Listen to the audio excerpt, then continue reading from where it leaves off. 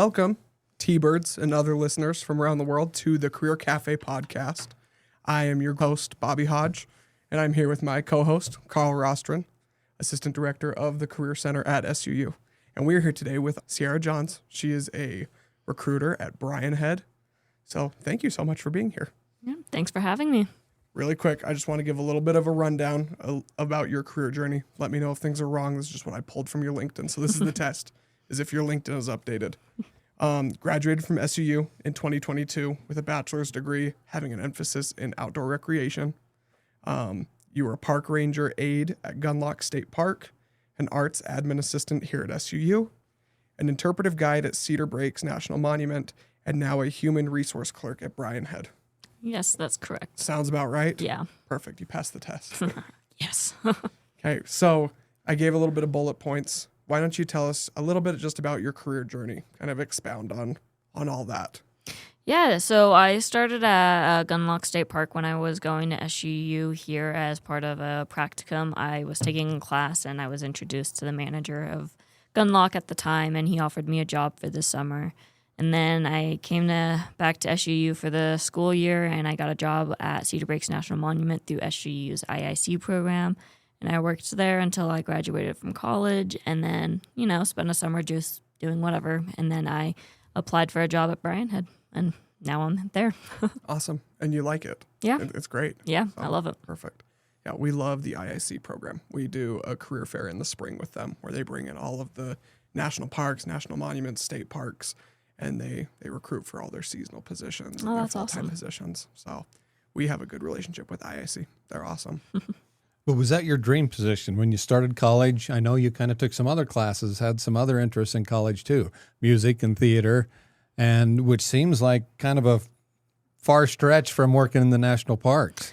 So how did that come together? Well, it actually kind of relates because I learned while working at Cedar Breaks that a lot of my acting classes and the acting experience I got working in theater actually translated well with interp at like Cedar Breaks. You're telling stories and stuff. So it actually works really well together. So we get a little Maria out in the mountains doing the Sound of Music Oh, yeah. as you're out there in the woods. Yeah, I'm up for that. I'll come up and we'll listen. I love Cedar Breaks National Monument. When I was 12 years old, I went up there and became a junior ranger with like the little plastic park ranger badge. Yeah. I don't know if you did anything with that at all, but Well, when I was working at Cedar Breaks, we actually worked on like restructuring the entire junior ranger book. So I actually spent a part of my time working there was researching just junior ranger books at other national parks throughout the country. So dang it. So I'm probably out of date on my certification. We'll have to go up and recertify. Is there a Cliff Notes version? well, this way it's a shorter, smaller book so that when you do right. it, it's kind of like you can rip out a page like it's a passport. Be like, oh. All right. Oh, okay. So I'm overqualified as a junior I'm all for ranger. the shorter, smaller There we books. go. Okay. So quick little question about Bryan Head now, because that's where you're working at. What is your favorite season to work there and why? You're there full time. Most employees are there, seasonally. But what do you think? Yeah, I mean, there's benefits to both. During the summer, we are a mountain bike park, so we have a lot of like music festivals and celebrations and stuff. And then during the winter, we are a ski and snowboard park. I would say that my favorite season is probably the winter, though. I enjoy snowboarding a little bit more than mountain biking. That's fair. It's a little bit softer when you fall. Yeah, for sure. I want to know about your career story a little bit more. So you're at Bryan Head now.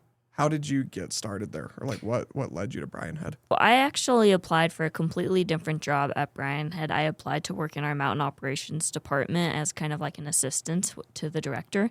And I interviewed, and the person who interviewed me, actually, they reached out to me and was like, hey, I would actually like to interview you for this position in HR. And I was like, yeah, why not?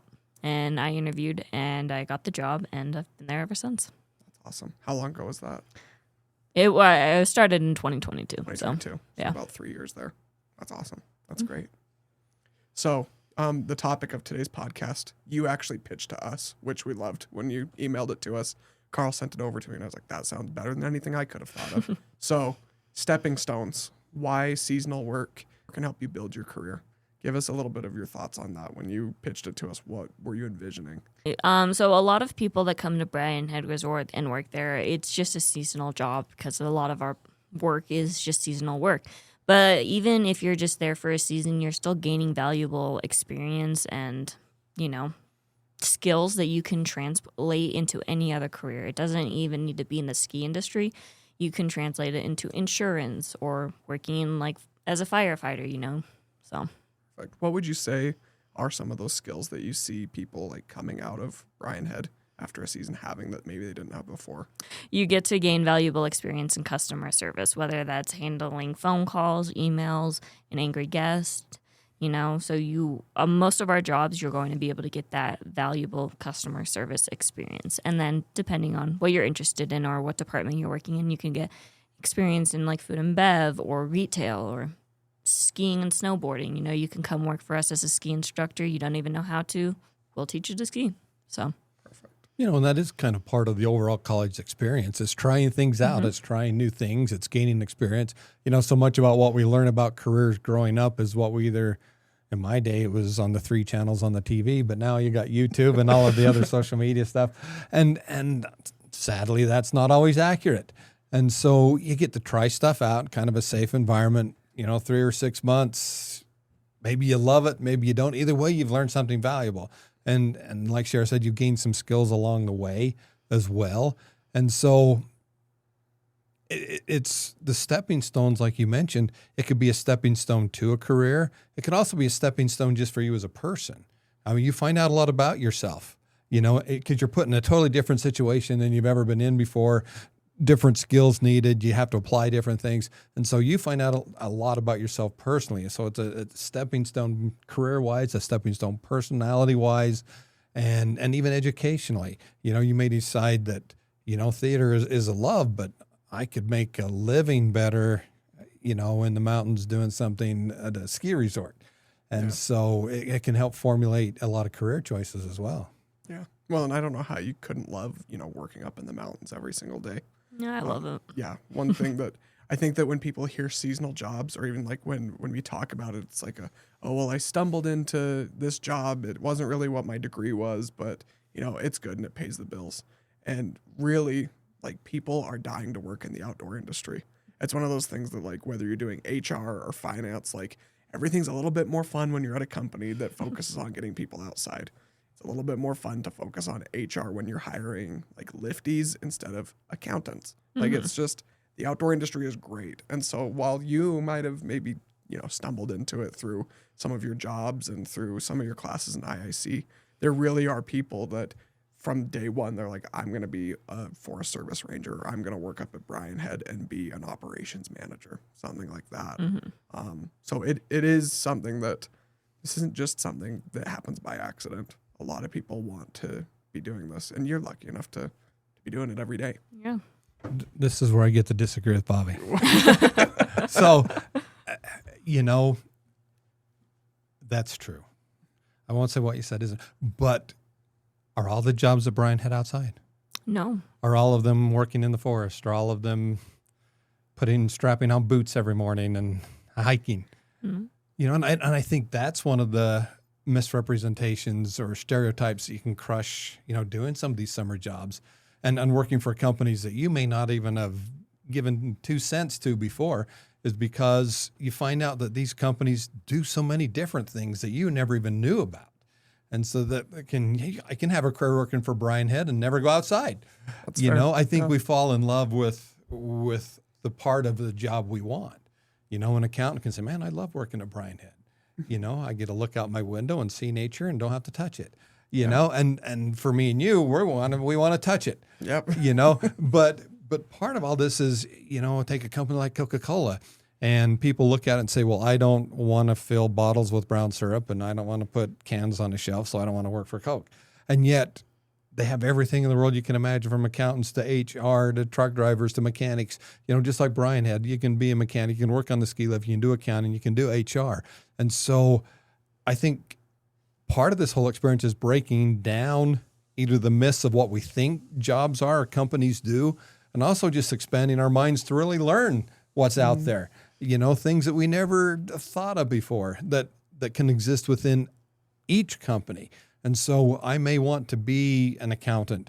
That's all I want to be, but I don't need to look in accounting firms only to become an accountant. And so part of this exploration process is, like you said, the stepping stones of finding out who we are, and also what the companies are, finding out about them, the different things they have to offer.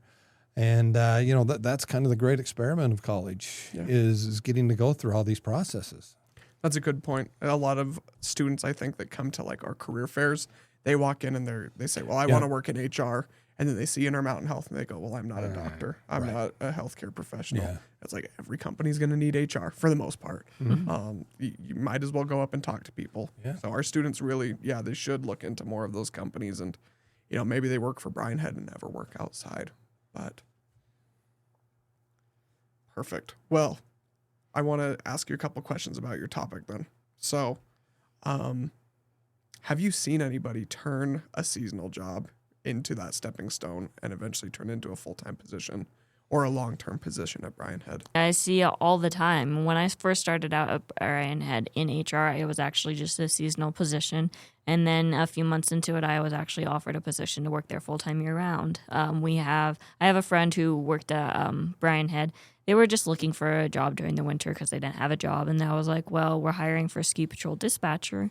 And so she applied, and eventually with that, because she got that dispatch experience, she was able to go and get a seasonal job working for a Forest Service doing wildland firefighting as a dispatcher. And then she was eventually offered a permanent position working for the Forest Service. And she's continually growing her professional, world, and she's currently working on becoming an actual firefighter for wildland. But she wanted to actually work for ecology and working with flowers and trees and stuff like that, and not necessarily working with people and helping out in that aspect. That's awesome. And she's going to be a firefighter, you said? Yeah, definitely. She recently just passed her level 2 wildland firefighting quals. Awesome. So no better way to help flowers and trees than to stop them from burning down. So okay, really quick, I wanted to just do this little segment where we talk about our favorite seasonal jobs that we've ever had. I think most people, once they get into their career, they've at least had one. I'll let you go first. My favorite seasonal job I ever had was working at Gunlock State Park. It was, it's what every kid wants during college. It's a fun job that pays you. I was able to go fishing whenever I wanted to. I could go kayaking, paddleboarding whenever I wanted to.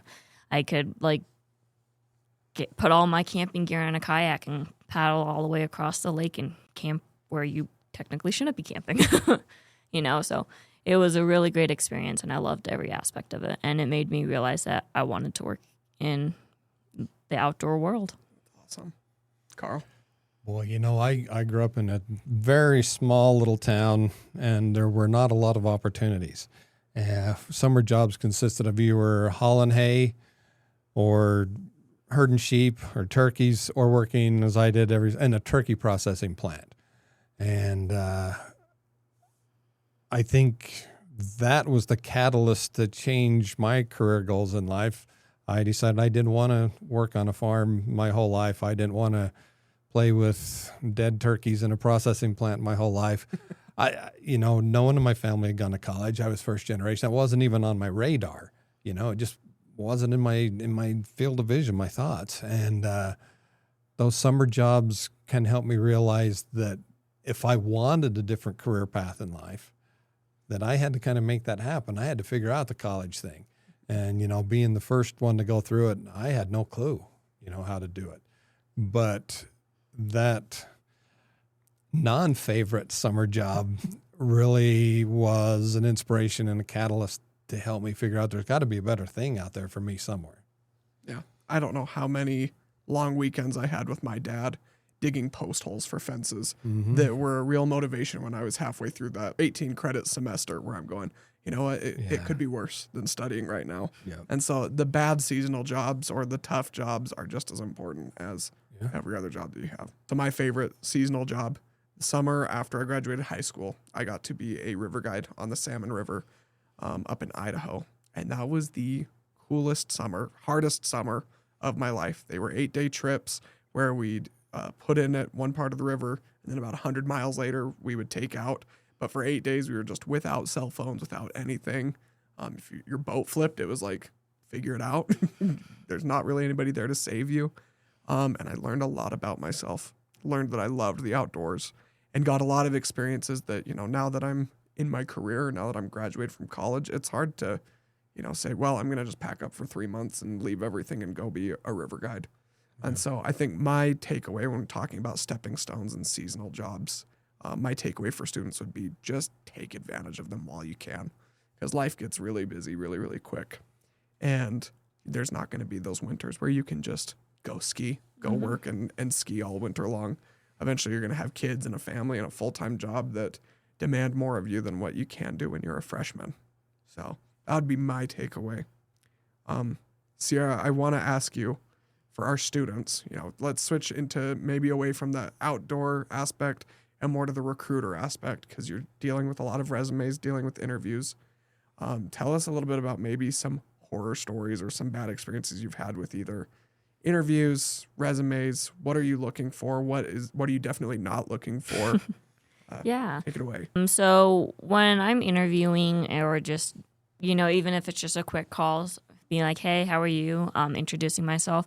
I'm looking for somebody who can hold a conversation. I've had phone calls where this one dude, he was only answering me yes, no, and it's like you couldn't hold a conversation. And it's like, okay, but if you can't hold a conversation with me, how are you going to be able to hold a conversation with a guest? I'm always looking for somebody who can hold a conversation. When it comes to resumes and stuff, I'm looking for a resume that tells me that you can do this job. I don't need 20 pages with every single skill listed out. I need you to give me like 1-2 pages of a resume that's, hey, this is what I have done. This is what I can do. You can take keywords from our job descriptions and put that into your resume and stuff to really stand out there. Carl, what are your thoughts on resumes? At least you've dealt with them more than me. Yeah, years and years and years of doing nothing but reading resumes. And a resume is a tool. A resume is a tool to get you to an interview. And whether you're writing that resume, or today we've got computer programs and AI to write resumes for us, but it's all just a tool to get you to talk one-on-one with another human being to decide if you're a fit for that job. Do you have the skills necessary to do it? And are you personality-wise and culturally a fit for that company? Are you going to be happy? Because the interview portion is as much for you as the company. You want to make sure you fit too. But, in my time, I think by far the most irritating thing to me when I would get a resume is that it was just so generic. There wasn't anything specific to what I was doing. Lots of times in the cover letter, they even got the company name wrong. The old adage is getting a job is a job. And I knew a lot of people that would send out, 100 resumes a week and would be so frustrated that they weren't hearing back from anybody. And it's because they didn't tailor the resume to get a job. 3 well-written resumes that look at the job description and say, this is how I can meet your needs. This is how I can help you be successful. As a hiring manager, I want to hire somebody that's going to make me look good. That's going to make my job easier, that I'm not going to have to babysit. And so any way I can demonstrate on paper those skills that I bring, tangible and intangible, to help make that company more successful, the more likely I'm going to be to get that interview and then be able to articulate in person, this is how I can make your job easier. This is how I can make your life easier. This is how I fit in. These are the skills that I've used to affect change. It's not where I sat. It's not my job title that matters. It's what can I bring to you to help you be successful, to help your company reach your goals. And no matter whether it's AI or computer programs, eventually it's me talking to you. And there's all kinds of tips and tricks on how to write resumes and do it the right way. But the important thing to me and the important thing to you may be totally different. And so eventually you're going to have to talk to that human being and sell yourself. So to me, the key is to be genuine. Be you. Don't try to be what this program or that self-help book tells you to be. Be you. Sell yourself to the best of your ability. And if you're not a fit, you're not a fit. and you're going to be happier because you're going to find some place where you do, and they're going to be happier. And so don't ever sell yourself out or sell yourself short. Be confident in who you are, be proud of who you are and what you bring to the table, and be confident enough to wow Sierra when she makes that phone call. And that's kind of the key. And we don't learn those skills very well. There's not a class on that. No matter what major we're in, there's not a class on that. And so these summer jobs, these temporary jobs, are a way for us to kind of develop that confidence, are kind of a way for us to explore new skills and abilities, to learn how to talk to a boss. You get a chance for 6 months to learn how to kind of negotiate a little bit, to talk to a boss, to take direction, to give some feedback, and learn when not to. And so those are all skills that are going to be so valuable to you as you move through that career chain in life. And you get to learn them in kind of a safe place. You can leave in 6 months, no harm, no foul, and move on. But you take the skill with you. You take that knowledge base with you as you move on. So, I mean, a summer seasonal temp job internship is just so important for just a myriad of reasons. That's awesome. That was a lot. That was a lot of knowledge you just dropped on us. That was a lot of words. That was a lot of words. There's a lot of words. Yes, thank you. No, I think that that's really important. I think that a lot of students, it's freaky when you get that first job. We had a friend that just got a new job, and from the very beginning, they're going, well, what if I hate this job, and what if I have to leave? Yeah. And the nice thing about seasonal jobs is, not saying you're going to hate Brian Head, but if it's not your cup of tea, okay, cool. You can leave in like 12 weeks. The season isn't that long. When you're developing an exit plan before you started, yeah, it's a little rough. But again, it's that safe place, safe environment. And if you hate it, it's an easy out. You've learned something, and it's not ideal. I mean, of course, you've invested time and money as a manager and hiring this person and training into them. But again, you would rather have somebody learn early on that they're not a fit and be able to move on than to invest more and more into them and just delay the inevitable. So yeah. So obviously, as a recruiter, you're trying not to get a lot of those people that are just going to be there for one season and maybe disappear. Like, those happen, but your goal would obviously be people coming back and returning and loving their jobs. Kind of switching gears from outdoor to HR. What is your perfect applicant when SUU students are coming to you and they're, trying to get a job at Brian Head? What are you looking for? What do you want to see out of them? What we're looking for is somebody who likes being outside or just enjoys the mountain environment. You don't necessarily want to spend your entire day outside in the weather, like the elements, because we have positions inside. But if you like the mountain environment, that's great. That's what we're looking for. If your culture or values align with our culture and our values that we have at Brian Head, that's what we want. We don't necessarily want, we're not necessarily going to go with the applicant that has all of this experience if their values don't align with ours. We want somebody who matches and aligns with Brian Head. So talk about values. Some of our values are, well, first off, at Brian Head, our number one thing is the freedom to ski. We want to give people, staff, guests, the freedom to ski, So we're going to be open even if it's going to snow 12 inches that day, because we want to give people the opportunity to ski. Something that matters to a lot is family. Family is very important to us here at Brian Head, and that's a big value that we have, So it's okay if you need a day off to go and do some family stuff. Okay. We are going to try our best to work with that because family is important to us. So that's awesome. Yeah, Brian Head sounds like a great place. We were talking earlier about that you guys are pretty good with student schedules. So it sounds like you value education. Yeah, definitely. So a lot of our employees at Brian Head are actually SUU students itself. We're very flexible with working with your schedule, even if you can only work on weekends. That's something that a lot of our managers are definitely open to. That's perfect. Yeah, there's always a place for that one worker that it's I can only work Wednesday nights, but when I'm there, I will work the heck out of a Wednesday night. So that's great.